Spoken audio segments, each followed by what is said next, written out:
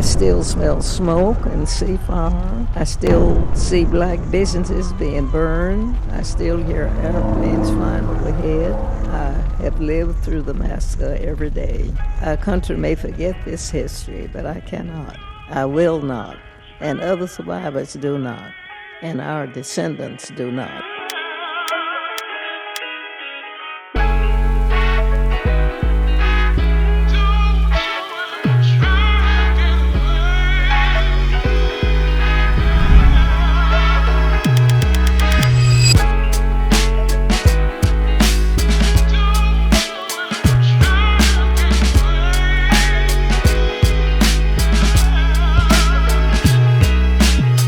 Black Wall Street's original name? Was it the Greenwood District? Greenwood District. Yeah. Okay, you got me nervous over here. Like, So the reason I do that is a lot of people know about Greenwood or Black Wall Street, but not much about Greenwood itself. Okay. So it gets its name from Greenwood, Mississippi. The founder of Greenwood was originally from Alabama. His parents were enslaved in Greenwood, Mississippi. So around here, if you're a local, if you say Black Wall Street, we probably like, oh, you from out of town. Yeah. It ain't a bad name. It's just when Booker T. Washington came, he stood right here in the street corner, and he said it just reminded him of a Negro version of Wall Street. But before that, anybody who lived here just called it Greenwood. This is Deep Greenwood, this section, which means you're on the southern border, the commercial district, and then the residential district is further north.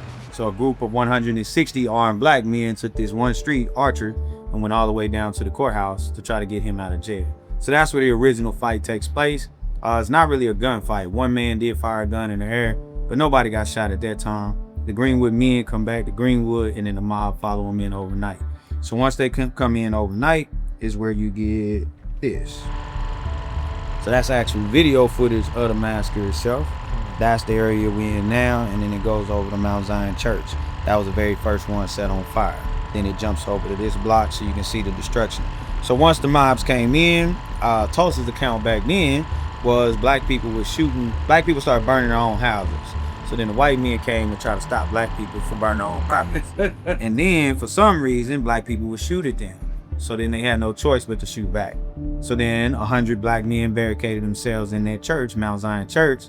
And so the white men had to mount a machine gun at the church to get them out of the church. So that was the account that they gave, which you will be able to read this letter. This letter is from a white man who was in Greenwood. He said he came after, more than likely he was here during. So he says, they tell of about 100 N-words barricading themselves in the N-word church and shooting every white they saw. It was necessary to mount a machine gun to get them out of the church, but they came quick and the machine gun started to spit. So he's talking about that. Then in the second page of the letter, he talks about how many people died. So the total coons killed in the riot were over 200, although the papers had it down to 30 odd. The Salvation Army alone buried 68 and the morgues were overcrowded. So the original count and the still official count from Tulsa, Oklahoma says at least 36 black people. Yeah. We know that it was well over 300, but they do stop at least 36, and that's the way it's worded. After the massacre was over, they took pictures of everything that was taking place. So when people say that it was not documented what happened here in Greenwood, it was very well documented. It's just most of these documents ended up at the University of Tulsa. They were put into an archive, and you had to be very special to get a hold of them. Tulsa was founded by a group of Klansmen. 1918, the founder of Tulsa is Tate Brady. It was Tate Brady's plane they used to bomb this area, but he was registered as a Klan member until 1918.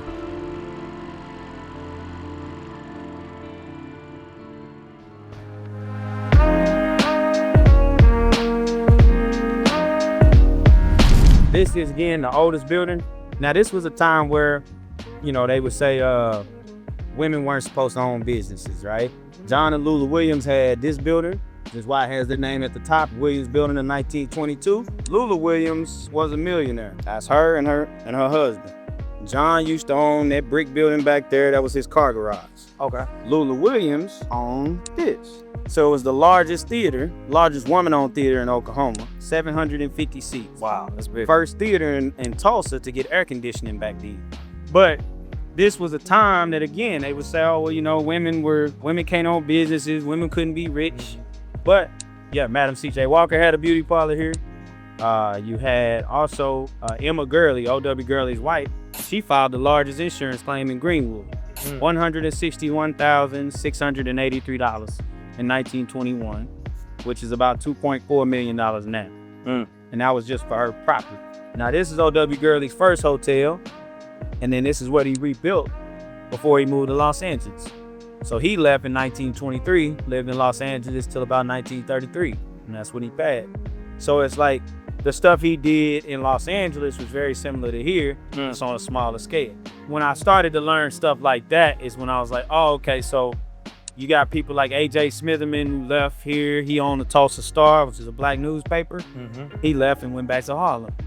And then you looked at during the Harlem Renaissance, some of those people came from Black Wall Street. You start to look at other black settlements. These people left, went to Chicago because he went to the black section of Chicago, and he helped build that.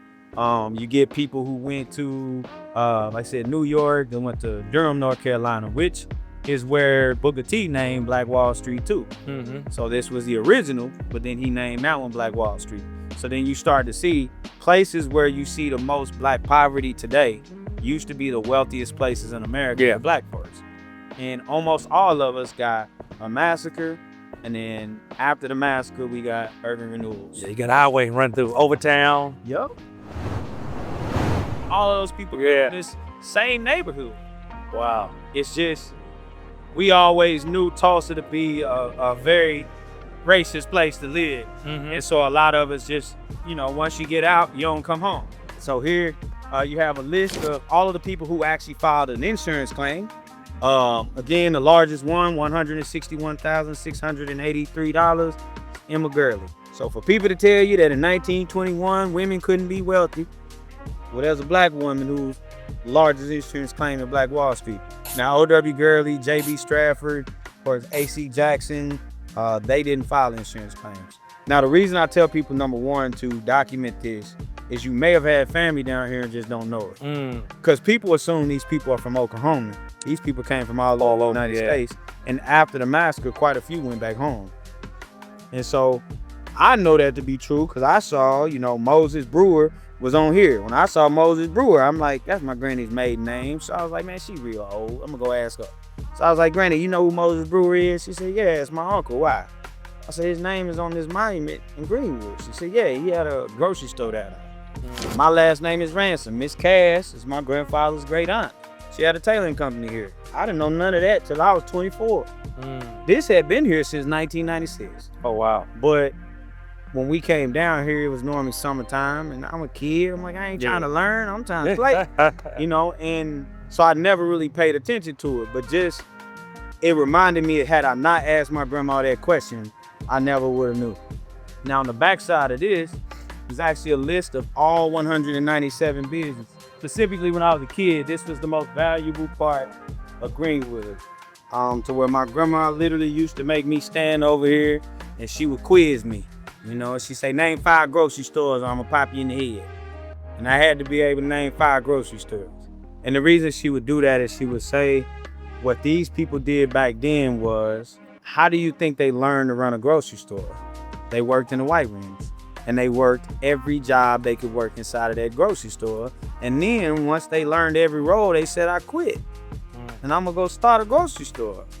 And so that's how they learn these things. So when you see that they had a Waffle House. Now you live in the A. There ain't nothing but Waffle House there. But then I looked it up and I said, man, the Waffle House we know today didn't come around until 1956.